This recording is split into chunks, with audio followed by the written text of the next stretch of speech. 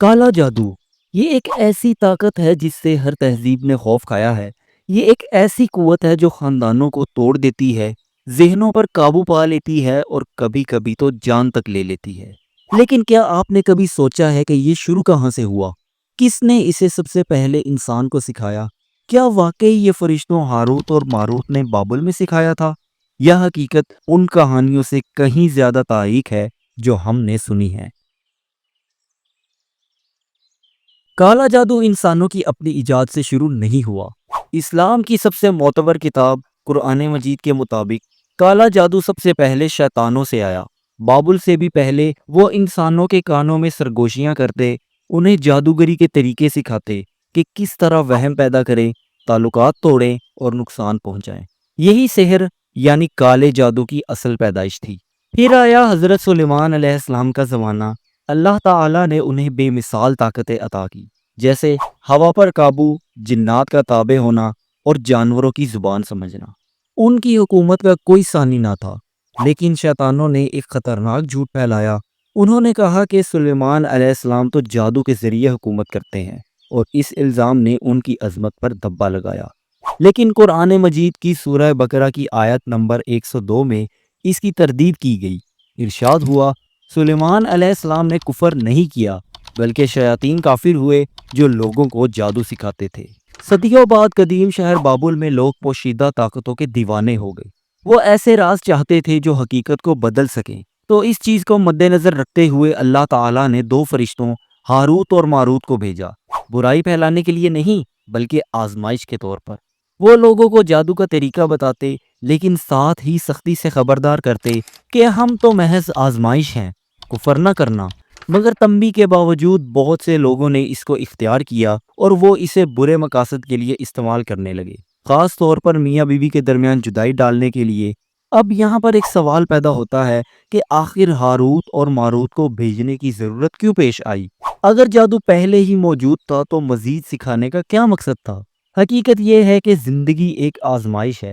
جس طرح آگ کھانا پکانے کے کام آ سکتی ہے اور گھروں کو بھی جلا سکتی ہے، بالکل اسی طرح علم بھی اچھائی یا برائی دونوں کے لیے استعمال ہو سکتا ہے۔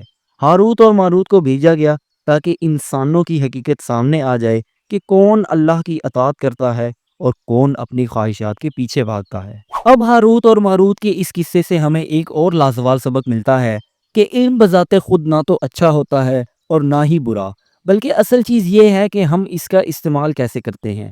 جیسے کہ بجلی ایک اسپتال کو روشن کر کے زندگیاں بھی بچا سکتی ہے، یا ہتھیار بنا کر شہروں کو تباہ کر سکتی ہے۔ علم ایک ہی ہے، مگر نیت اور استعمال مختلف۔ لیکن جادو کے بارے میں فیصلہ اور بھی سنگین ہے، کیونکہ یہ انسان کو کفر کی طرف لے جاتا ہے۔ اسی لیے اسلام میں کالا جادو سختی سے حرام ہے، اور کالا جادو محض وہم یا توہم پرستی نہیں ہے۔ اس کے اثرات ہولناک ہو سکتے ہیں، خاندان ٹوٹ جاتے ہیں، دوستیاں بکھر جاتی ہیں، لوگ اچانک بیماری، افسردگی یا بے قابو غصے میں مبتلا ہو جاتے ہیں۔ لیکن یاد رکھیں، جادو کبھی اپنی طاقت سے کام نہیں کرتا۔ یہ صرف تب اثر کرتا ہے جب اللہ تعالیٰ اجازت دیتا ہے۔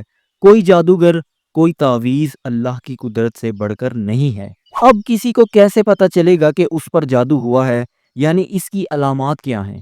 صدیوں سے علماء اور معالجین نے ایسے لوگوں میں چند عام علامات دیکھی ہیں جو جادو کا شکار ہوتے ہیں، جیسے اچانک میاں بیوی یا عزیزوں کے درمیان نفرت، دوسرے نمبر پر ایسی بیماری جس کی طبی وجہ نہ ملے، تیسرے نمبر پر ڈراؤنے خواب یا بھیانک سائے دیکھنا، چوتھے نمبر پر نماز کے وقت بھاری پن یا رکاوٹ، پانچویں نمبر پر بھوک اچانک ختم ہو جانا یا حد سے زیادہ سستی، چھٹے نمبر پر ہر وقت سر میں درد رہنا، اور ساتویں نمبر پر کانوں میں سرگوشیاں یا غیر مرئی آوازیں۔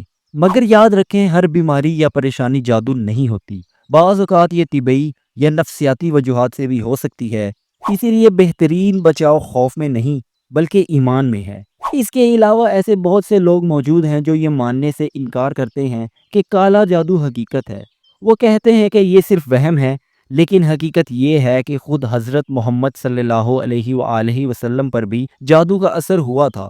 صحیح بخاری اور صحیح مسلم کی روایات میں آتا ہے کہ مدینے میں یہودی قبیلے کے ایک شخص لبید بن عاصم نے آپ صلی اللہ علیہ وآلہ وسلم پر جادو کیا۔ اس جادو کا اثر یہ تھا کہ آپ صلی اللہ علیہ وآلہ وسلم کو لگتا تھا کہ آپ صلی اللہ علیہ وآلہ وسلم نے کچھ کام کر لیا ہے، حالانکہ نہیں کیا ہوتا تھا۔ یہ وحی یا دین کے پیغام پر ہرگز اثر انداز نہ ہوا، بلکہ صرف جسمانی تکلیف اور عارضی الجھن پیدا ہوئی۔ پھر اللہ تعالیٰ نے سورہ فلق اور سورہ ناس نازل فرمائیں۔ جب یہ آیات پڑھ کر دم کیا گیا تو جادو کا اثر ختم ہو گیا اور آپ صلی اللہ علیہ وآلہ وسلم کو مکمل شفا ملی۔ یہ دونوں باتیں ثابت کرتی ہیں کہ کالا جادو حقیقت ہے اور اس کی طاقت محدود ہے، اور یہ کبھی بھی اللہ تعالیٰ کی حفاظت پر غالب نہیں آ سکتی۔ اب یہاں پر ایک اور سوال پیدا ہوتا ہے کہ جب یہ اتنا خطرناک ہے تو لوگ اب بھی اس کا سہارا کیوں لیتے ہیں؟ اس کا جواب انسانی فطرت کی تاریک ترین کمزوریوں میں چھپا ہے، یعنی لالچ، حسد اور انتقام۔ ایک بھائی دوسرے کی کامیابی سے جلتا ہے، ایک عورت کسی شادی کو توڑنا چاہتی ہے، کوئی خاندان دولت کے لالچ میں اندھا ہو جاتا ہے، اور پھر وہ جادوگروں کا سہارا لیتے ہیں۔ لیکن حقیقت یہ ہے کہ وہ آزادی نہیں پاتے، بلکہ غلام بن جاتے ہیں۔ وقتی طور پر انہیں طاقت تو ملتی ہے، مگر آخر کار وہ اپنی روح کو کھو دیتے ہیں۔ اب بہت سے لوگ یہ سوال پوچھتے ہیں کہ کالا جادو اصل میں کام کیسے کرتا ہے، یعنی جادوگر حقیقت میں کرتے کیا ہیں؟ صدیوں سے جادوگر گریموئرز یعنی جادو کی کتابوں پر انحصار کرتے آئے ہیں، جو نشانات، اعداد اور دعاؤں سے بھری ہوتی ہیں۔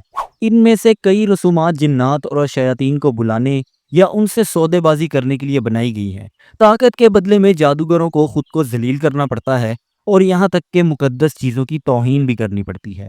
کچھ جادوگر ایسے اعمال کرتے ہیں جو دل کو دہلا دیتے ہیں، جیسے قرآنی آیات کو خون سے لکھنا، انہیں گندگی کے ساتھ ملانا، حتیٰ کہ قرآن پاک کو الٹا پڑھنا۔ بلکہ بعض اوقات معاذ اللہ وہ آیات کو بگاڑ کر پڑھتے ہیں، جیسے الحمدللہ رب العالمین کے بجائے نعوذ باللہ لا الحمدللہ لا رب العالمین۔ مگر آخر کیوں؟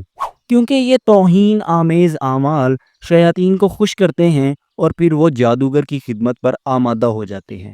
اب سب سے خطرناک کالا جادو کون سا ہے؟ جنوبی ایشیا میں، خاص طور پر بنگال میں، کالا جادو بدنام ہے۔ آج بھی یہ باتیں سننے کو ملتی ہیں کہ کس طرح گڑیا، راکھ، خون اور منتر استعمال کیے جاتے ہیں۔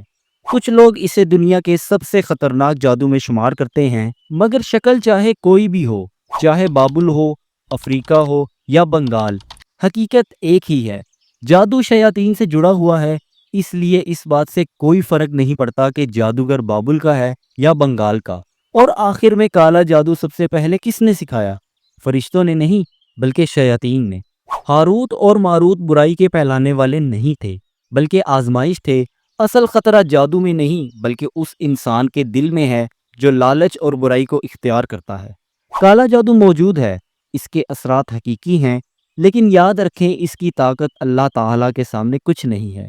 سب سے بڑی حفاظت ایمان، دعا اور اللہ تعالیٰ پر توکل میں ہے، اور شاید یہی وہ اصل جادو ہے جسے ہم اکثر بھول جاتے ہیں۔